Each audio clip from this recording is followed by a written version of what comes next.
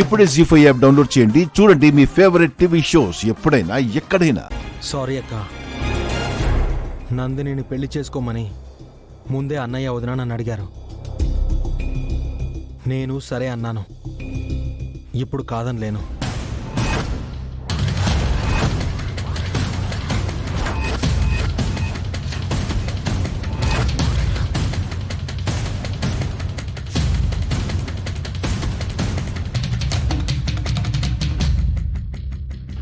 పైగా నందిని నాకెన్నో సేవలు చేసింది.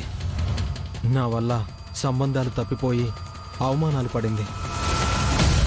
నేను తనని చేసుకోవడమే న్యాయం. నన్ను క్షమించక్క.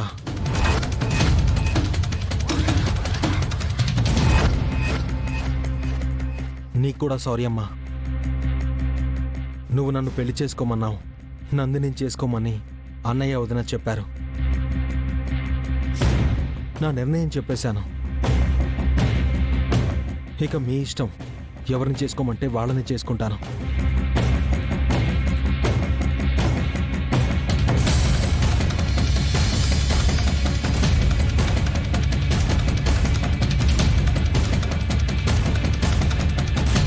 నాకు నా కూతురికి ఆశ పెట్టి ఇప్పుడు ఇలా చేస్తారా? మా నోట్లో దుమ్ము కొడతారా? పుట్టగానే నాకు అన్యాయం చేశారు. పెళ్లి దగ్గరకు వచ్చేసరికి నా కూతురికి అన్యాయం చేస్తున్నారు.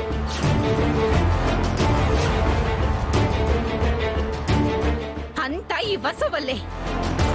నాకు అమ్మిచ్చిన మాటని కాదని ఈ నందిని తెచ్చి కూర్చోబెట్టింది. అఖిల్ మనసు మార్చి తన మాట వినేలా చేసుకుంది. అంతా ఈవిడే చేసింది.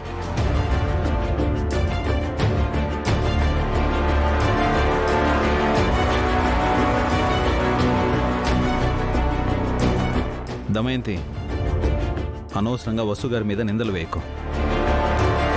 నువ్వు శివాని గురించి మాకు ముందే చెప్పలేదు.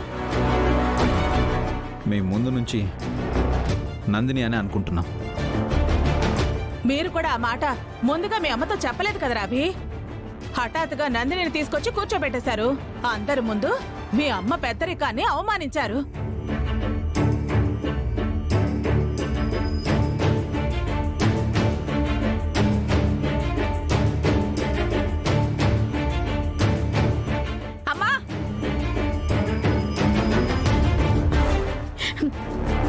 అమ్మను, నన్ను, నా కూతుర్ని అవమానించారు. మా బతుకుల్ని వెక్కిరించారు. ఇంత జరిగాక నా కూతుర్ని ఎవరు పెళ్లి చేసుకుంటారు? పదవే. ఈ ఇంట్లో మనకి స్థానం లేదు. మనకి సుఖపడే రాతే లేదు. పద.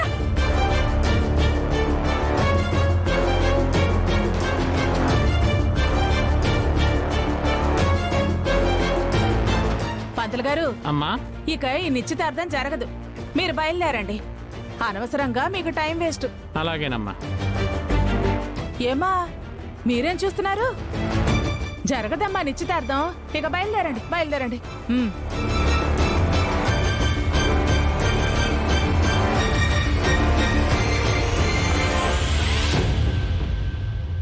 జీ5 యాప్ డౌన్లోడ్ చేసి అన్ని ఎపిసోడ్స్ పూర్తి ఉచితంగా చూడండి.